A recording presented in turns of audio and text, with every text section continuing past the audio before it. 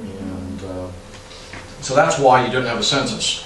I was going to try and take it back to the 1850 census, where we could probably figure out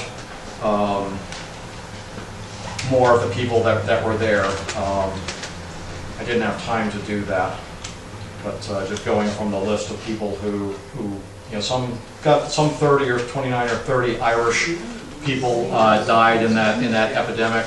It was during the summertime, June, July, August, and a number. It wasn't just the Irish. You know, some of the other folks, you know, the native Yankee folks living in the area also perished.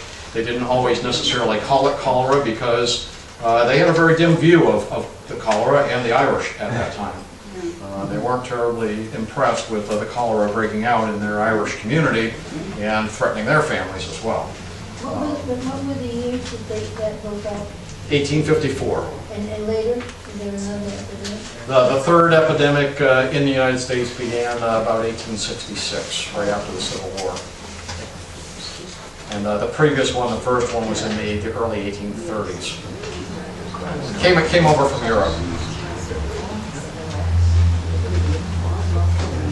Now the shingle patch is centered on this building right here, which if you've driven in that neighborhood, you might recognize the Foundry building. Now this building has no direct relationship to the Irish, but it's a ready landmark to see. And it's you know, as I was tracing this, it wasn't even though it was never specifically stated, this is shingle patch. Again, there were one or two references that gave some clues. But when you look at the maps, this is drawn after an 1850 map, so right about the time the Irish really got here. This area, as you can see, was divided into lots, and this area around a probably noisy, warm facility, you know, wasn't as desirable or wasn't owned. Land wasn't being used. The Franklin Company could make a little bit of money by renting to some of their workers. But this whole neighborhood has on both sides of the tracks has some pretty good Irish history. The train station is up here now, and right over in this neighborhood was the Lewiston Monumental Works. Some of you may recall, which was run by the Murphy brothers, and they did a lot of work around here, both gravestones, buildings, curbstones, you name it. They were quite the going concern, and you know this by looking at the city directories. For a period of about 40 years, they had this prime spot right on the spine of the city directories, you know, where everybody would see it. They're a neat story.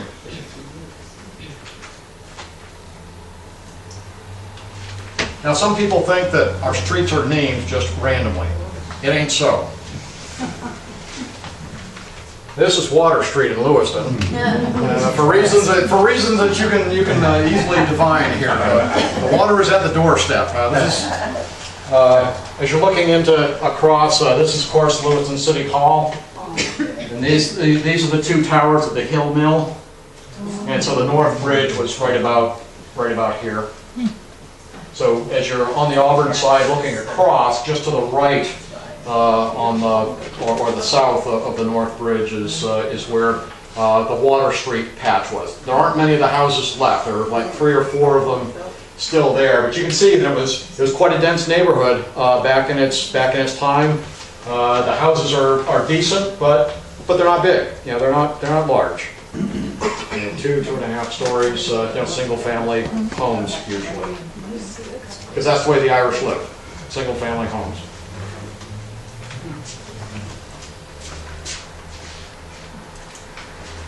And this is the map. So here's Main Street, the North Bridge. Here's the first cross canal, first one that dumps out. So the Irish path was on this side, on the south, west side of Lincoln Street. The neat thing about Water Street, as you look at the old maps, is that it just sort of hangs there in midair. There are buildings, you know, shoulder to shoulder along Main Street, buildings shoulder to shoulder along the front section here. There were no planned entries or exits to Water Street, at least not in 1908. Okay, you can see on the map the exits and the likely wagon tracks going in and out in between the houses.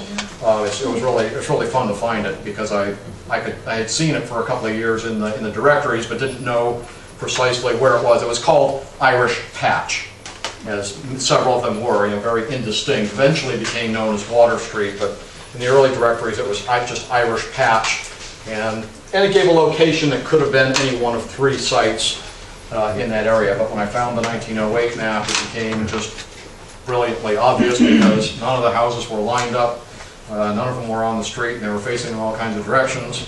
And there was a clear and distinct wide street here next to the water, but no obvious entry, onto the main thoroughfares. I got a question. Yes, sir. Your railroad track divides into 3. Are there 3 distinct mills? Because it looks like 3 different places there. There was a station there. In about 1860, the Maine Central Railroad. Nope, Maine Central Railroad. There was a station right here, off where Bates Mill number 5 is now, or thereabouts. And that's how the... That's not the same one they're redoing. No, that's No. That's down the street. No, one time, Okay. yeah, where Bates Mill number 5 is now, that's about Okay. where that station was. At one time, Lewiston had 3 going stations. There's this one here, just to the south of Main Street. There was the old Androscoggin and Kennebec over, to the north, and then just a little bit farther down the street, right about here, was the Grand Trunk, which went at a 90-degree angle. So this was Lewiston was quite in Auburn were quite the going place for quite a number of years, with 3 railroads going. Of course, a lot of folks remember Gas House Patch on Outer Lincoln Street. And again, it's one of those places where if you take a half an hour to just sort of get used to the place and walk around these streets, in Lewiston, when they say they're going to Lincolnville, they're not going to the beach.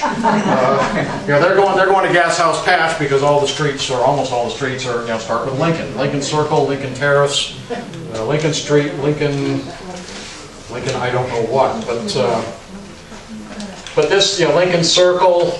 It's pretty obvious. Again, the houses are, they're more aligned than they probably used to be because houses have been, built along as old ones needed to be taken down.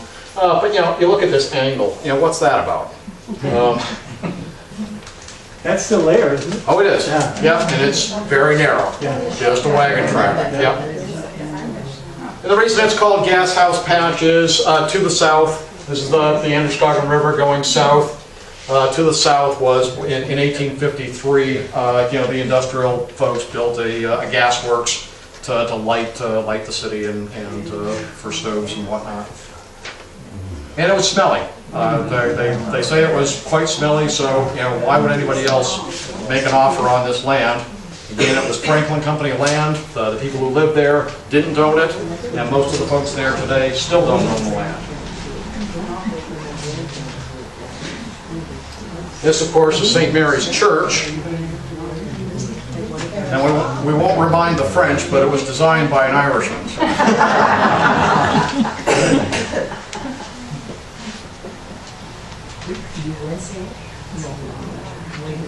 As I mentioned in last week's presentation, part of my project here was relearning to draw, and one day I sat out on Lincoln Street and drew. There was a series of four or five houses really close together that just struck me as a nice image.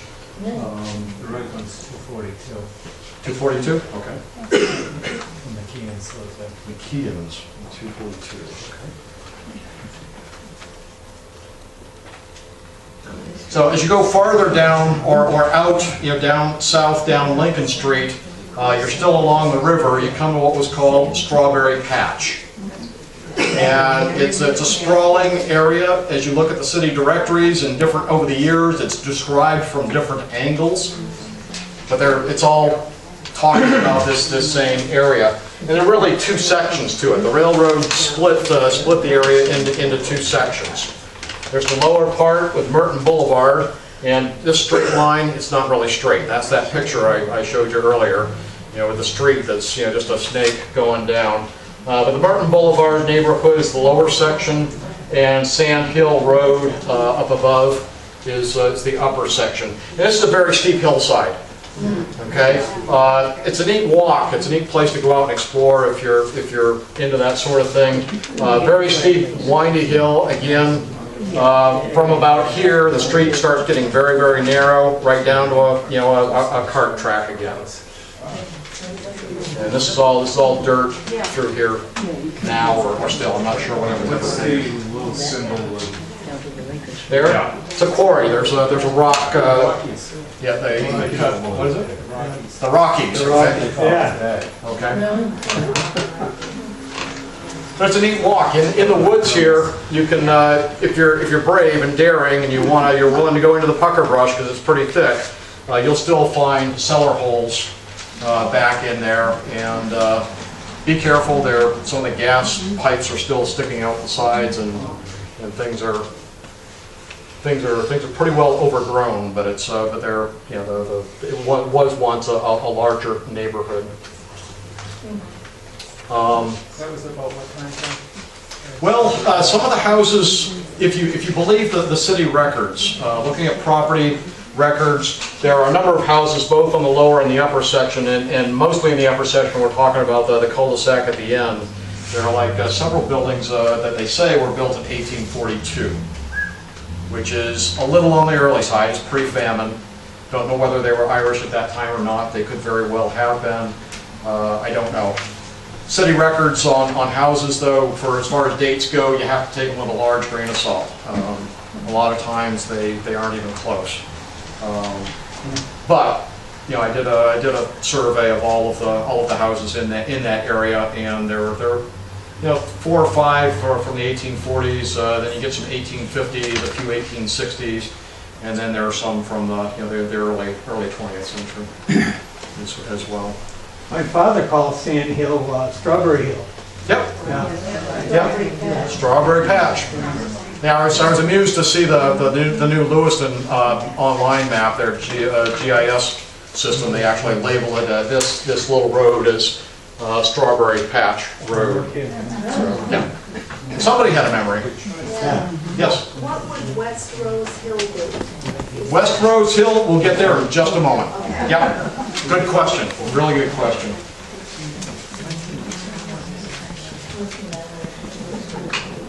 Okay, this is Burnt Woods, and again, it's one of those names that the first time I came across it, I didn't have a clue. What the heck is a Burnt Woods? I mean, it sounds sort of obvious, but I noticed that that tended to be Irish names associated with it. So Burnt Woods this is Lisbon Street. This is headed south, so this is north. The city proper is up above.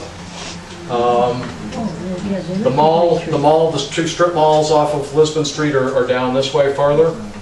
Burnt Woods is now known as Willow Circle. Okay. The landmarks are the Lewiston Public Works, which was put in 1951, and the Lewiston Bleachery and Dye Works, which is still there and still has its sign across this facing. And take that name with a grain of salt. I've seen 2 name changes since I've been here. So. And Mr. Adams is head of the City Department, Public Works. So he's the guy I need to see. Yeah. Okay. Yeah. Well, the interesting thing to note again, this is one of those early pictures of a steep hillside. This is the Bartlett Street Hill here, near the high school. Very, very steep hill. These folks, this is where this lady raised her family. It's on that steep hillside. Again, the street is just a wagon track. I mean, that's all it is. Not much more. There was the Maple Leaf skating rink. Yep. Yes. Right there in the 30s, where the Lewiston Public Works. No, it wasn't. Nope. The skating rink was between Birch And Walnut. No, the lady that said it first was right there. It Oh. was right by where it said Lewiston Public Works. Oh, really? Because we lived on Lewiston. Yeah, and they had a- So that was another one? They had a team, yeah. And that's where it was. Not too many people know about it, actually.